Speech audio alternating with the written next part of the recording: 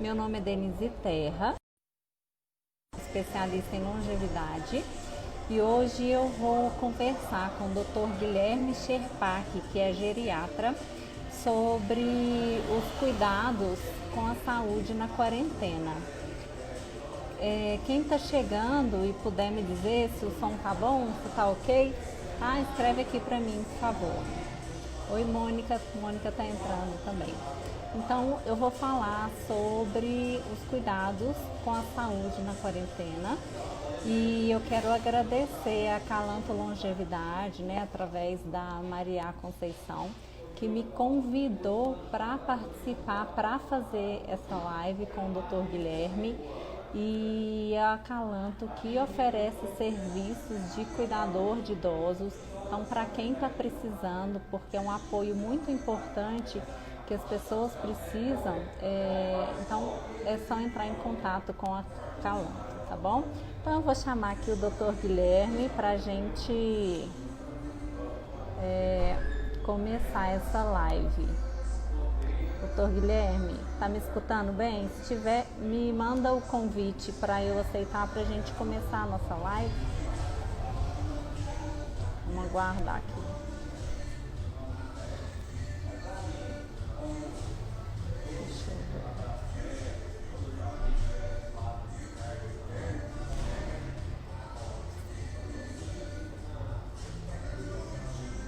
Aqui, ó.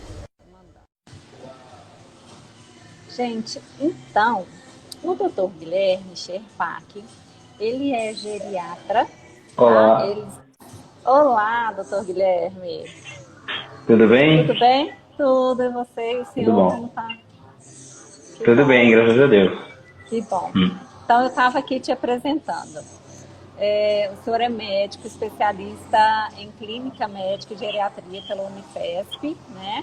E fez mestrado em tecnologia e atenção à saúde pela Unifesp. Então, obrigada pela sua participação aqui. A gente vai falar sobre os cuidados que as pessoas devem ter na quarentena, com a saúde, porque, inclusive, eu tenho visto vários artigos falando dos prejuízos que a quarentena tem produzido, provocado na saúde das pessoas, principalmente na saúde dos idosos. Tanto prejuízo físico quanto prejuízo mental. E aí essas dicas que o senhor vai passar hoje são dicas de ouro para evitar que esses prejuízos aconteçam, né? Isso. Então, é um tema que a gente ultimamente só ouve falar do Covid, é só Covid, e a gente esquece que nossa saúde continua precisando de um monte de outras coisas, né? A gente esquece que a gente tinha doenças pré-existentes ao Covid que ficaram até um pouco negligenciadas. Então, meu objetivo hoje é tentar falar como a gente pode lembrar de cuidar dessas outras coisas e tentar preservar até a nossa saúde. Doutor Guilherme, falhou um pouquinho, cortou um pouquinho a internet. É mesmo? Mas agora voltou.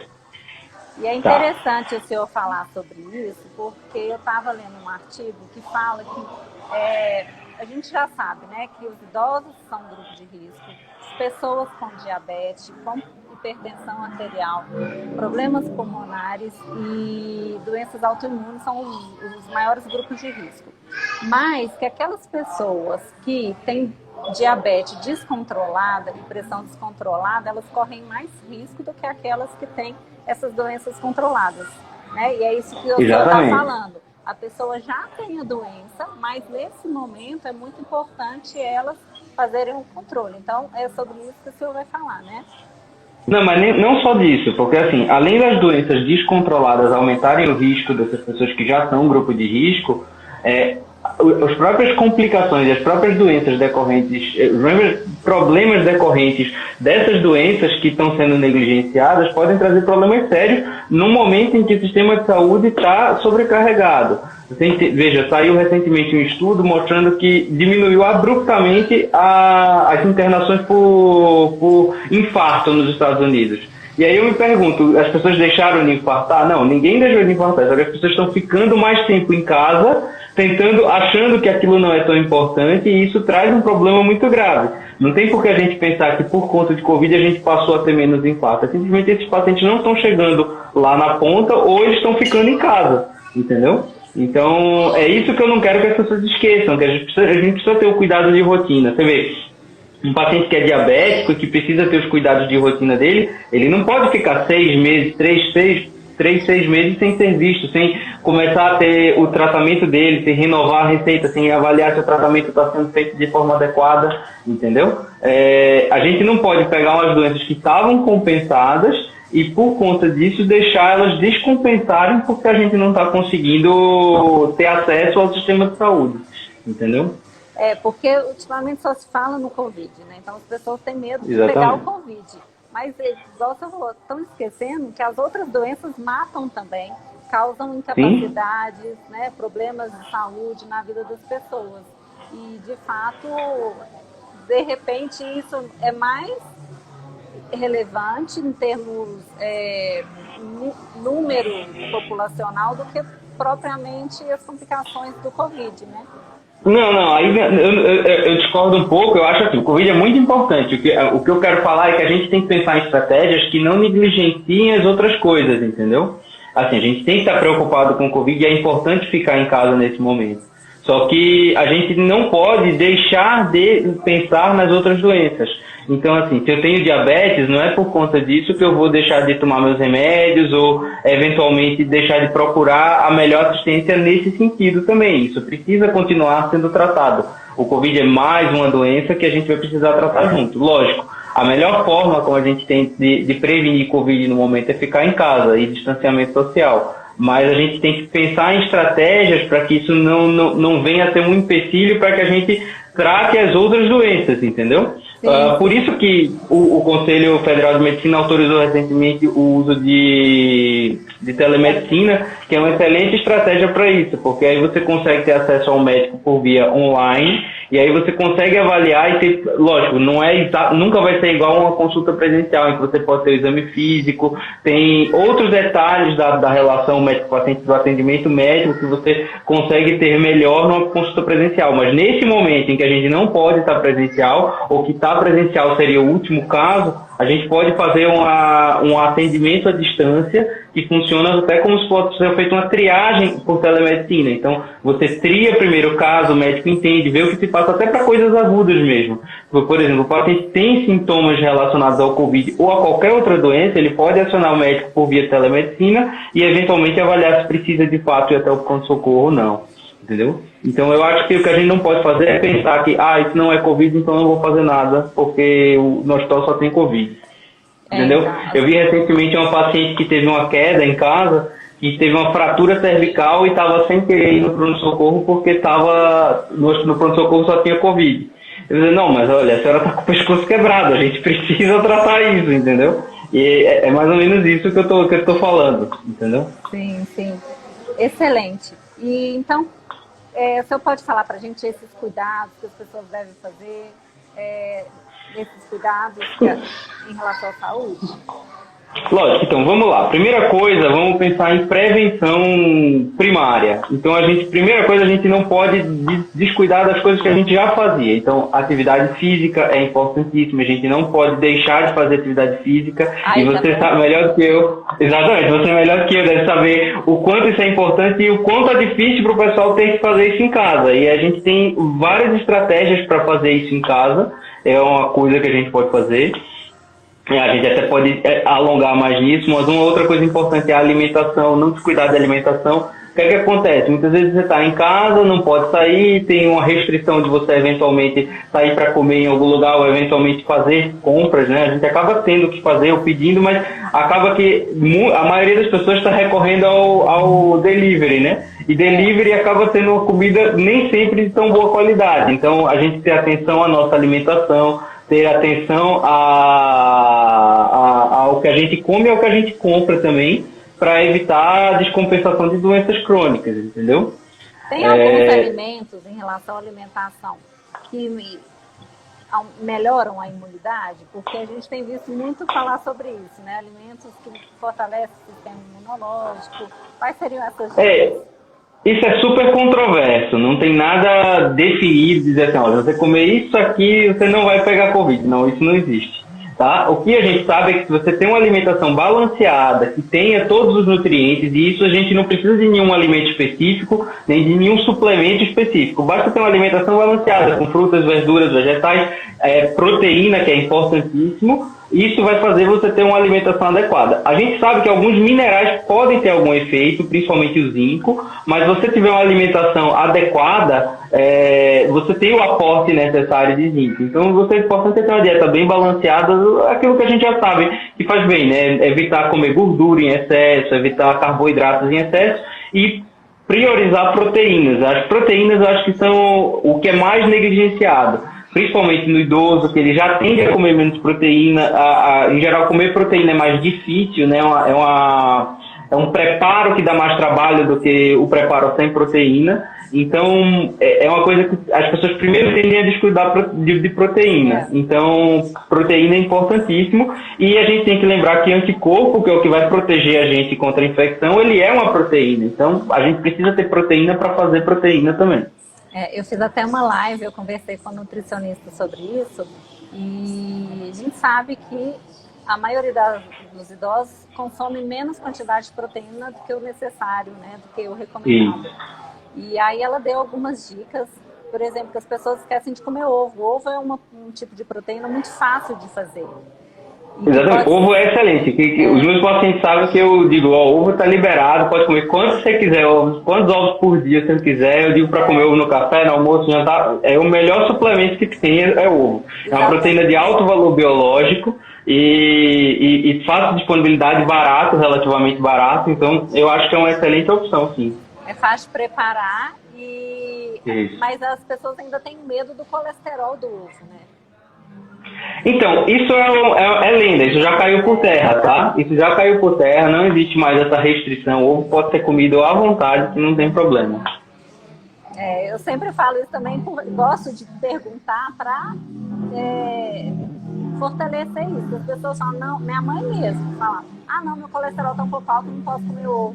E aí a gente fica nesse convencimento, né, pra falar, não, pode sim. Isso é ciência dos anos 90, que a gente tinha isso aí, mas agora a gente já sabe que, assim, o colesterol que está presente no ovo, ele não vai fazer nada nos seus níveis de colesterol. É mais importante para você manter seus níveis de colesterol adequados, uma atividade física regular e, eventualmente, tomar remédio se você precisa tomar remédio.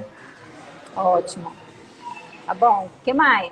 E isso é outra coisa, então falando sobre manter a atividade física e manter a alimentação saudável nesse período, eu acho que a gente não pode esquecer de manter o uso regular dos medicamentos de uso crônico. As pessoas que fazem uso de medicamentos, elas não podem parar por conta da quarentena. Então a gente tem que pensar em estratégias para não parar remédio. Isso vale para tantos remédios de uso contínuo normais, esses que a gente compra na farmácia sem precisar de receita, mas também os de uso controlado, né? Esses medicamentos os pacientes não podem ficar sem.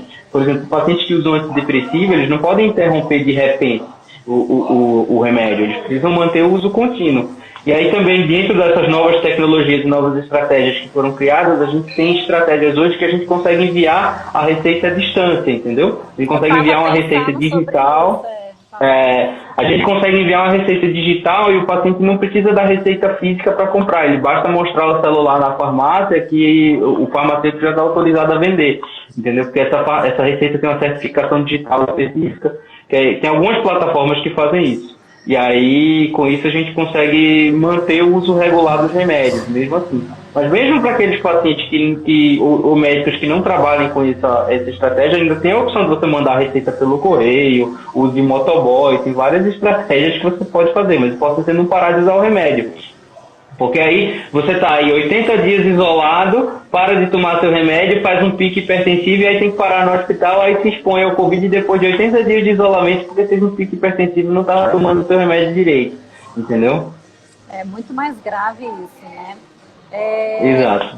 As pessoas devem fazer esse controle médico de quanto em quanto tempo? Isso varia bastante, depende muito de cada paciente, de cada relação que tem com o médico. Em geral, pacientes idosos, eles precisam ser bem avaliados, fazer a que a gente chama de avaliação geriátrica ampla, pelo menos uma vez por ano. Mas isso não é a única consulta médica que ele precisa ao longo do ano, né? Essa é a consulta mais prioritária, é a AGA, que a gente chama, que é a avaliação geriátrica ampla. Avaliações de rotina dependem de cada caso e cada doença. Em geral, pacientes mais graves, mais complexos, com mais doenças, a gente vai ver às vezes todo mês. Tem pacientes, principalmente pacientes com demência avançada, eles são vistos às vezes uma vez por mês. Outros pacientes, eles vão ser vistos mais espaçadamente, a cada 3, a cada 6 meses, mas pelo menos uma vez por ano. Tá. E quando a pessoa... a maioria, você falou da telemedicina, a maioria está atendendo pela telemedicina?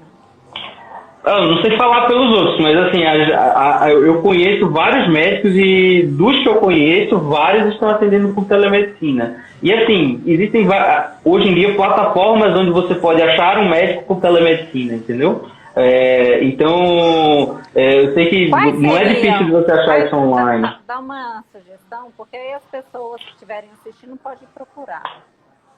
Claro, assim, se você puser no Google médico por telemedicina, você já vai ter pelo menos umas 3 ou 4 plataformas que oferecem esse serviço, entendeu? Se você procurar, se você tem plano de saúde, em geral, as grandes operadoras de plano de saúde, hoje em dia, estão fornecendo telemedicina também nos seus aplicativos diretos, da própria operadora. Então, sei que a Mil está fazendo isso, a Prevent Senior está fazendo isso, acho que a Intermédica está fazendo isso, acho que todas estão fazendo isso hoje em dia, Bradesco está fazendo isso. Então, se você tem plano de saúde, procura o do seu plano de saúde. Ou fala com o seu médico e vê se ele já está participando dessa revolução na medicina que o Covid acelerou, né? E se não tem várias plataformas online, inclusive o Dr. Alia também ele faz telemedicina, entendeu? Estou vendo aqui que teve uma pergunta se eu também estou atendendo telemedicina, eu estou atendendo por telemedicina também. Se precisar, pode falar no inbox aí do Instagram que a gente agenda e resolve. Isso foi ótimo, né? Tanto para os pacientes quanto para os médicos, que agora não existe mais essa fronteira física, essa barreira física do atendimento presencial. Assim, lógico, nunca vai substituir, tá? E muitas vezes um atendimento de telemedicina, a conduta do médico vai ser, olha, você precisa ser visto, entendeu? A gente precisa avaliar presencialmente. E aí seja eventualmente ou numa consulta no consultório, porque alguns consultórios ainda funcionam para casos mais urgentes, ou numa avaliação domiciliar, ou mesmo no pronto-socorro, a depender de como for o desenrolar do caso, entendeu?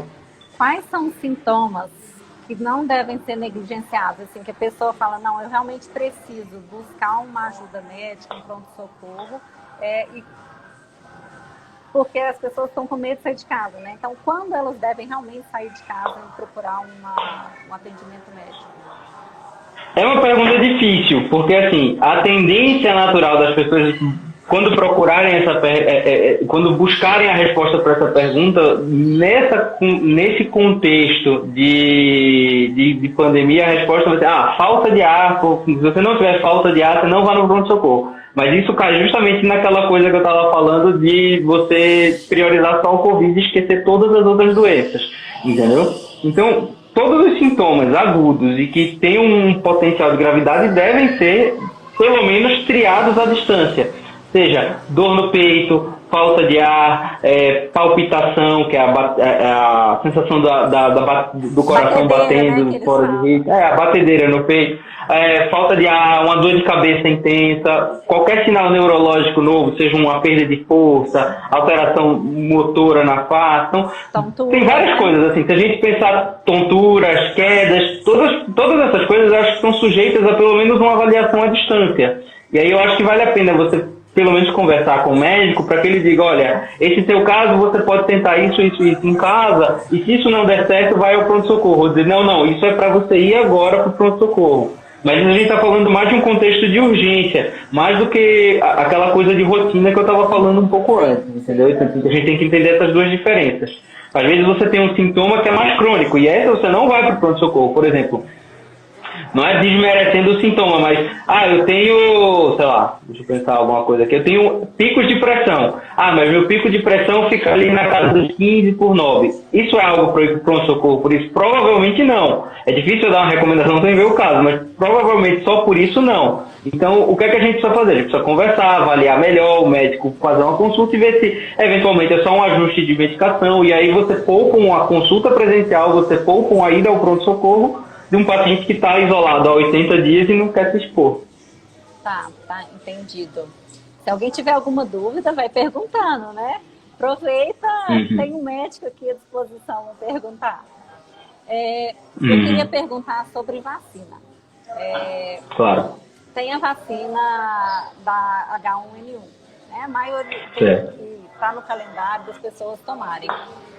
Vale a pena tomar e se arriscar a sair em função da contaminação, ou é melhor esperar? Qual que é a sua recomendação em relação a isso? Então, bom, esse é um dilema duro que não tem resposta certa, entendeu? Assim, a gente nunca vai dizer, não tome a vacina, entendeu? Então, tem que tomar a vacina de influenza, porque influenza é uma doença tão grave, quase, como a Covid, que a gente tem vacina. Imagina se a gente tivesse uma vacina para a Covid. Não é justamente isso que a gente está falando? Todo mundo queria uma vacina para a Covid e não tem. Então, assim, a influenza é uma doença que mata também e que a gente tem a vacina, então a gente não pode negligenciar, a gente precisa da vacina. Lógico, mas o que eu vou fazer? Eu estou isolado, como que eu vou vacinar?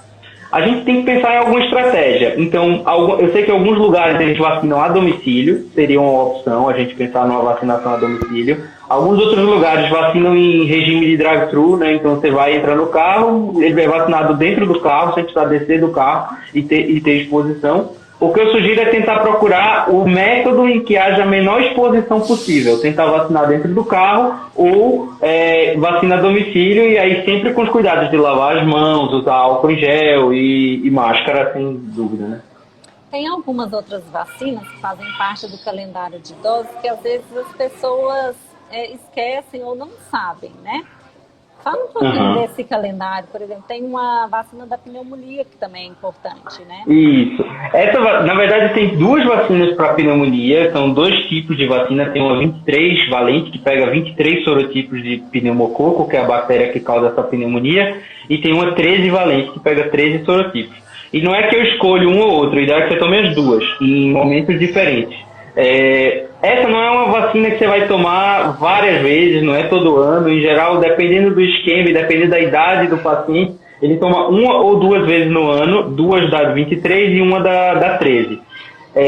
Mas basicamente o que acontece é o seguinte: esses pacientes, essa vacina, na minha opinião, essa é uma vacina que pode esperar. Então, essa eu esperaria o fim da quarentena para vacinar. Porque assim, aí a gente pensar na possibilidade de pegar uma doença pneumocócica que seja tão grave, que justifique o risco da exposição, para mim não faz sentido, entendeu? Então eu acho que a gente teria que focar aqui na vacina de influenza, se for para pensar em alguma coisa. Tem uma outra pergunta. Teve uma pergunta aqui. Qual a opinião? Devemos fazer o teste Covid sem ter tido reações para ver se somos assintomáticos? Olha, a minha opinião no momento é que não, porque se você for se expor fazendo o teste, entendeu? Eu acho que neste momento o importante é estar isolado e só.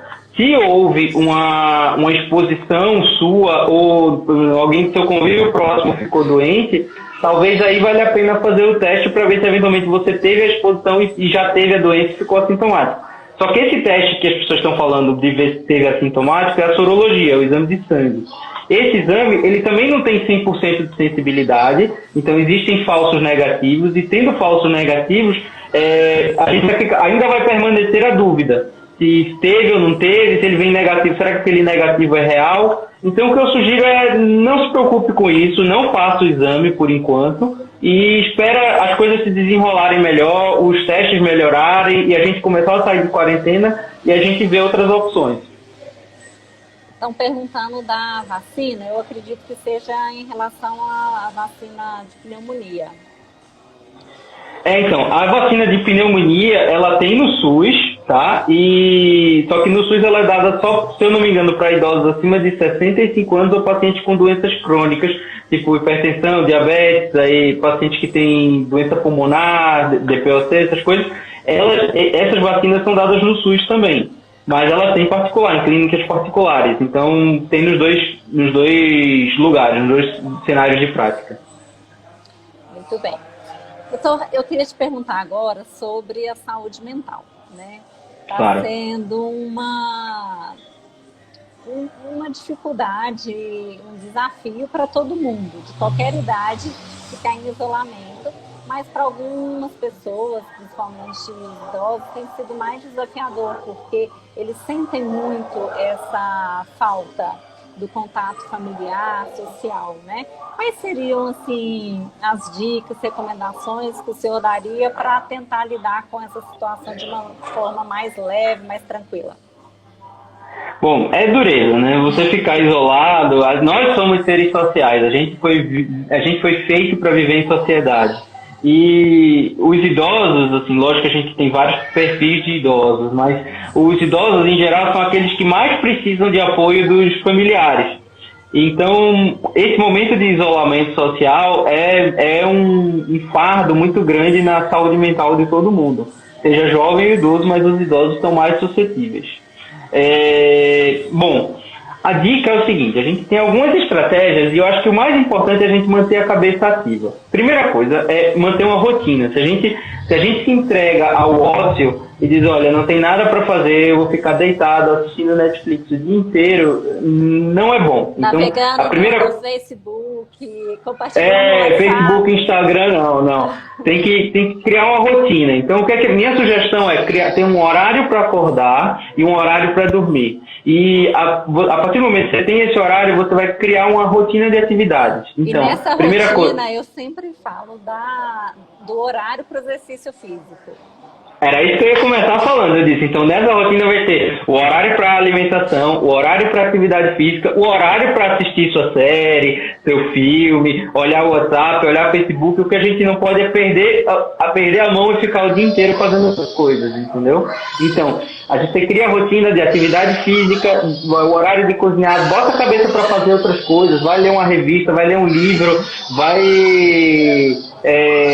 fazer um prato diferente na cozinha. O importante é manter a cabeça ativa, estimulando de várias formas, entendeu? Eu acho que esse é o caminho inicial. E tentar usar as estratégias que a gente tem hoje em dia, as tecnologias que tem à nossa mão, para diminuir um pouco essa sensação de isolamento. Então, usar videochamada, hoje em dia, todos os aplicativos têm como conversar por vídeo. A gente tem o Facebook faz isso, o WhatsApp faz isso, o Instagram faz isso. Então você pode conversar por vídeo com as pessoas da sua família e diminuir um pouco essa sensação de isolamento. Outra coisa que a gente pode pensar é em contato com os vizinhos. A gente pode não estar tão próximo, mas tentar conversar. Não sei, quem mora em prédio desse caminho é difícil, mas conversar pela varanda, feito a gente vê o povo fazendo na Europa, né, que eles conversavam pela varanda, que você pode, dependendo do condomínio que você mora, você pode tentar fazer uma estratégia desse tipo. Entendeu? Eu só queria chamar a atenção para uma coisa muito importante de saúde mental no idoso, é que, em geral, os sintomas de depressão no idoso, eles são mais sutis, entendeu? Então, os sinais de tristeza e os sinais de depressão no idoso são bem sutis. Então, é importante que os filhos e os netos e as pessoas que são daquela família, daquele idoso, por mais que não estejam visitando e estando lado a lado, estejam atentos e aí a gente, como filho, como neto, tem a responsabilidade de, por ter mais acesso à tecnologia, de estar ligando, de estar usando essa tecnologia para diminuir um pouco o isolamento desse idoso que está eventualmente isolado e conversar melhor e tentar sentir, por exemplo, mudanças no comportamento que possam ser um sinal de piora da saúde mental desse idoso. Quais seriam esses sinais de depressão? Basicamente pode ser uma mudança de comportamento, um aumento do sono, então um sono intenso ou redução do sono, ou aumento intenso do apetite ou redução intensa do apetite. Então tudo que mudar de uma hora para outra no idoso no comportamento já é um sinal de alarme. Lógico que pode ser para um monte de outra coisa também, porque em geral infecção pode ser uma causa de mudança de comportamento, de alteração de ciclo sono-vigília, mas depressão tem que estar ali, ó, aceso o alerta. E quando a gente estava falando de 2 semanas de isolamento, isso era menos provável, mas agora com 80 dias, 90 dias de isolamento, a gente começa a ver casos de pacientes que estão muito isolados e começam a sofrer com isso. Tem perguntas sobre visitas, né? Uhum. Eu não consegui ver direito a pergunta aqui. Você uma filha ver, e 2 netos podem me visitar? E tem outra aqui também. Tem algum problema eu ter contato com meu neto de 2 anos? Eu acho que a questão do neto é muito forte, né? Então, são coisas muito difíceis de eu dizer, olha, não tem problema, entendeu?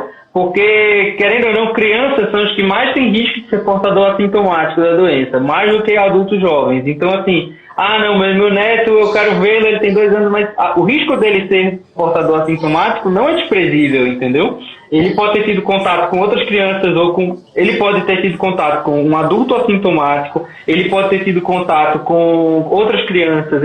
Então, é muito difícil dizer, olha, deixe seu neto visitar. Eu acho que a gente pode... Esse é um exemplo em que a gente pode tentar usar videochamada e tudo isso e aguentar um pouco mais essa quarentena antes de liberar geral aí as visitas, né? Eu vi alguns vídeos no Instagram, até de amigas, né, que levaram suas filhas para os avós verem, e com um saco de lixo assim na cabeça, sabe?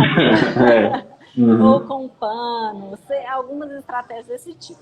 Você acha que só a máscara seria suficiente para proteger, para dar um oi, um abraço, ou realmente...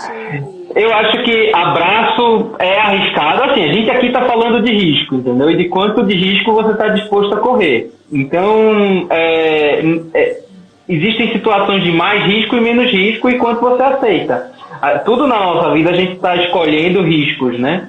Então, se a gente resolve sair de carro ou sair de moto, a gente está decidindo por um risco ou outro. E os benefícios. Então, é mais ou menos isso. Usar só a máscara é suficiente? Bom, não sei. Pode ser suficiente em alguns casos e pode ser que para outros não. A gente sabe que o olho é uma porta de entrada para o vírus. A gente sabe que ele pode eventualmente sujar a mão e não passar álcool gel e passa a mão no rosto. Então, assim... Eu não vou recomendar uma coisa dessa, dizer, vai de máscara que tá tranquilo. É muito difícil, é uma situação difícil. O que eu posso sugerir mais perto de diminuir isso é distanciamento social, então traz para perto, mas de longe, pelo menos 2 metros de distância que possa ver. Mas eu não sei se isso vai às vezes trazer mais sofrimento do que alívio, né? Verdade, realmente, verdade. Tem uma questão aqui que eu acho importante falar, que você até comentou, sobre a importância de tomar sol, né? Isso. O sol, ele é importantíssimo no nosso ciclo circadiano, né? No nosso ciclo biológico. A luminosidade natural, ela faz toda a diferença da gente diferenciar e marcar bem nos nossos processos biológicos a diferença de dia e noite.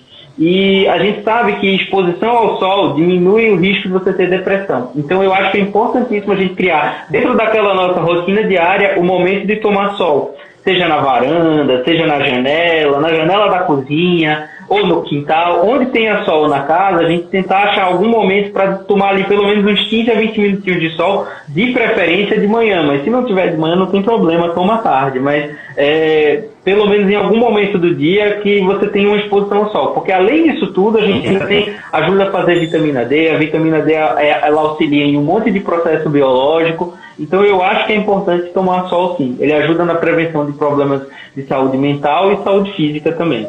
Fora que ajuda a marcar nosso dia a dia. E aí, no caso, é sem protetor solar, né? De preferência, esse pouquinho de sol ou não? Esse pouquinho, assim, se a gente estiver pensando em fazer vitamina D, aí tem que ser sem protetor solar. A questão é o seguinte, é que a gente sabe que tomar sol sem vitamina D aumenta o fotodano, aumenta o dano à pele e aumenta o risco de câncer de pele, né? Mas é pouco tempo, não é nada absurdo, as dermatologistas vão me criticar, mas se você estiver pensando também em saúde mental, aí também não tem problema, pode ser com protetor solar, sim. Tá. E agora, eu queria falar um pouquinho sobre atividade física, né? Ou Claro, mais, vamos lá. porque Pode falar, vamos lá. sempre quando tem um médico falando, o peso é maior. E hoje em dia, Uhum. o exercício físico ele é recomendado para todas as pessoas, de todas as idades, mas Sim, principalmente para as pessoas acima de 60 anos, por causa do declínio que começa a ocorrer nas funções biológicas, com né, certeza. no corpo Uhum. de uma forma geral. E existe uma cultura ainda de que fazer exercício é colocar o tênis e fazer caminhada. Não, exatamente. Isso é uma coisa que eu combato dia a dia no consultório. Então, por favor, fala para mim, fala para as pessoas que estão ouvindo. Então vamos lá. Existem vários tipos de atividade física. Caminhada é um deles e é um exercício aeróbico. O exercício aeróbico, ele criou-se essa cultura do exercício aeróbico, justamente pelo que você falou, e daquela cultura dos anos 90, da medicina dos anos 90, que a gente precisava proteger o coração. Então, o exercício aeróbico ele é importantíssimo para o condicionamento cardiovascular, seja capacidade cardíaca, e ele diminui o risco de você ter infarto, diminui o risco de você ter AVC, ele é importante, não é que ele não é importante. Só que, hoje em dia, a gente sabe que o exercício que tem um impacto muito melhor e que a gente pode fazer em casa é o exercício resistido, é o exercício de força. Então, os exercícios resistidos, eles têm um impacto muito melhor em massa muscular e esses sim têm impacto também em humor, em capacidade física, em prevenção de quedas, em melhora de massa óssea, que é uma coisa que é uma consequência negativa da queda, a possibilidade de fratura. Então, para todos os pacientes eu recomendo exercício físico resistido. Fora que, dependendo da forma como você pratica o exercício resistido, você consegue ter os mesmos ganhos que você teria no exercício aeróbico. Então, lógico que um personal trainer ou fisioterapeuta, quem quer que esteja prescrevendo esse exercício, consegue ajustar isso da melhor forma possível para que você tenha os dois ganhos, mas eu acho que a gente não pode negligenciar a importância de um exercício resistido. E agora que a gente não está podendo sair para fazer uma caminhada, é o melhor momento para você começar a fazer exercício resistido dentro de casa.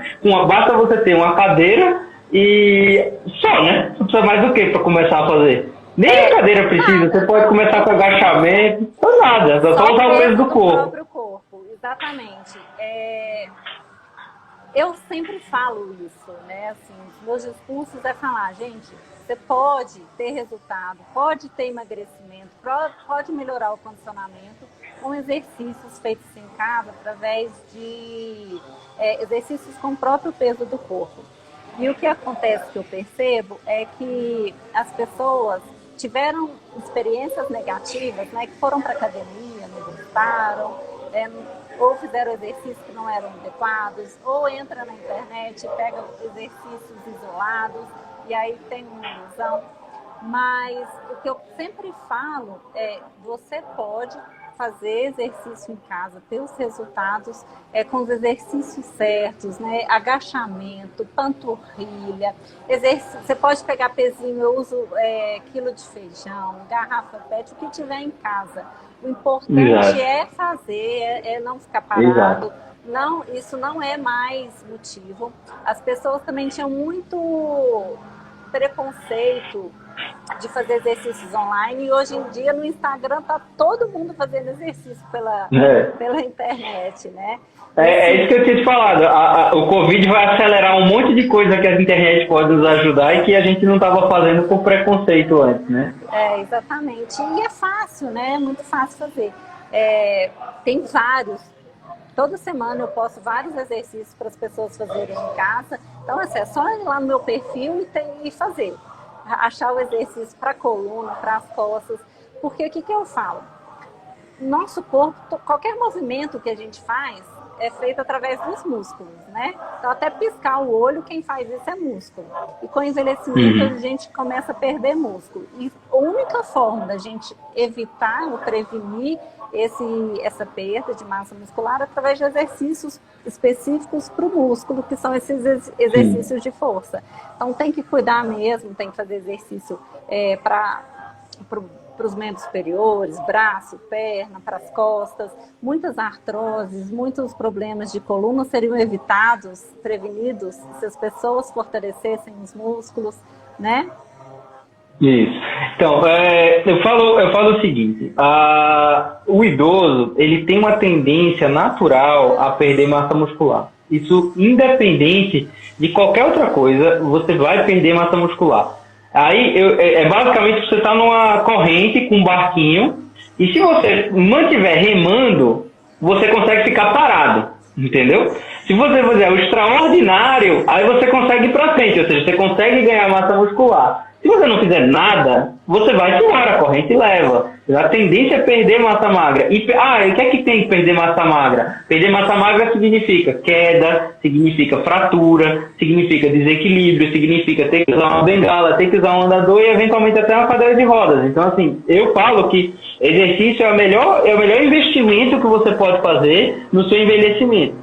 E aí você pode fazer isso desde cedo, desde jovem, ou quanto mais rápido, quanto mais cedo você começar, melhor. Mas nunca vai ser tarde demais, porque você, em algum momento, pode começar a remar e ir contra a corrente. Perfeito, adorei, viu, gente? Exercício é o melhor investimento que você pode fazer para a sua saúde e para a sua vida, né? Porque vai dar autonomia, vai dar independência. Foi muito legal escutar isso da sua parte, porque, como eu disse, quando o médico fala, o peso é muito grande. E eu agradeço por isso. Eu acho que é isso, né? Alguém tem mais alguma pergunta? Eu gostaria de falar mais alguma coisa? Eu quero. As pessoas, os idosos principalmente, estão muito assustadas com o Covid.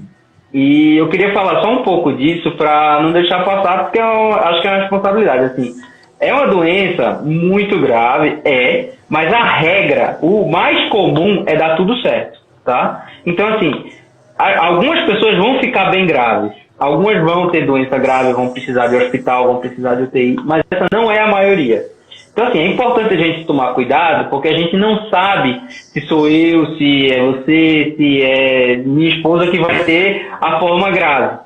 Então, a gente tem que se prevenir. Mas entendo, não é motivo para desespero. É importante ficar atento e se cuidando, mas a regra, a maioria das pessoas fica bem, certo? Então, não é motivo para, meu Deus, o que é que aconteceu agora? Eu estou com Covid. Então, vamos continuar seguindo essas dicas de manter a rotina, manter a atividade física, cuidar do corpo, e já isso passa e a gente toca a vida normal. E eu tenho uma pergunta com o que o senhor disse. O envelhecimento, a idade em si, é um fator de risco ou as doenças que estão associadas e a condição de saúde da pessoa, que nas pessoas mais velhas, que são esse fator de risco? As duas coisas. O que acontece? Essa doença, ela é nova. Ela existe há 7 meses. Se você pensar, em outubro do ano passado não existia Covid. Não existia. Não é que a gente não conhecia, é que não existia. Entendeu? Então, se era uma doença que não existia, a gente tem muito pouco tempo de ciência para saber isso.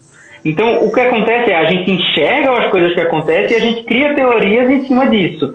E daí, em cima dessas teorias, é que a gente vai tentar estudar e criar estudos. Então, assim, neste momento, a gente não consegue responder com certeza essa sua pergunta.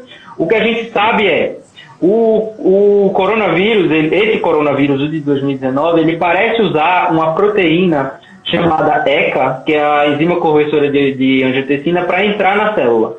E quanto mais velho é o indivíduo, isso vale da criança até o adulto, ele vai aumentando ao longo da vida a expressão de ECA nas células, a quantidade de ECA que você tem. E aí, quando você tem mais ECA, teoricamente, você teria uma porta de entrada para isso. Então, só a idade, com o aumento da expressão da enzima conversora de angiotensina, você teria a possibilidade de aumentar a sua suscetibilidade ao vírus. Isso é uma teoria, isso não é nada comprovado. Outra coisa que pode ser é simplesmente porque é um organismo mais impactado pelo dano ao longo da vida e menos resistente. Entendeu? Então a gente não sabe se é A ou B, ou os dois, mas alguma coisa a gente sabe que faz com que os idosos estejam mais suscetíveis. A gente sabe também que obesidade é um fator de risco importantíssimo, mais até do que a gente imaginava. Então, os adultos jovens, não idosos, que têm tido doenças graves, eles, em geral, têm obesidade como uma comorbidade. Então, mais um motivo para a gente estar preocupando com alimentação, atividade física.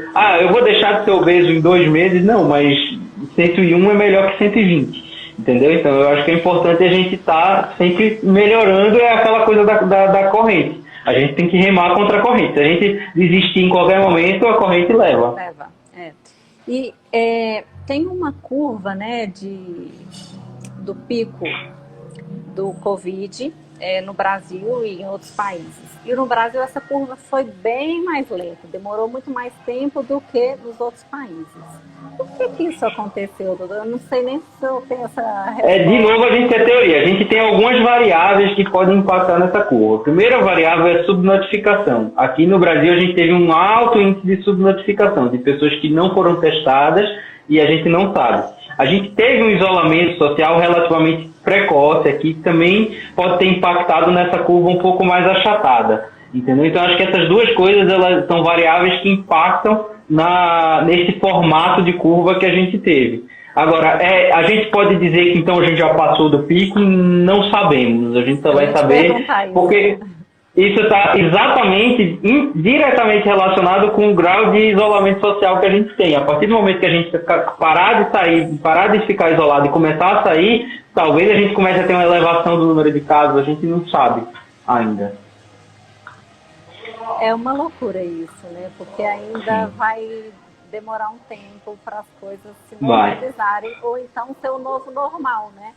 Isso, eu acho que algumas coisas vão ser o novo normal. Eu lembro que em março, acho que foi antes até, eu comentei com minha esposa assim, olha, pode esperar que daqui a pouco vão estar fazendo máscara de marca, porque a máscara vai virar parte do vestuário, a gente vai usar máscara tipo da Gucci, Chanel, com máscara de marca, pode esperar. E aí já começa a ter essas coisas mesmo, entendeu? Porque talvez usar máscara vai ser o novo normal. A gente não sabe, vamos ver, né? E torcer para chegar a vacina rápido, né? Vamos torcer, exatamente. É uma doença nova, a gente ainda não sabe, mas eu acho que a vacina está mais perto que longe.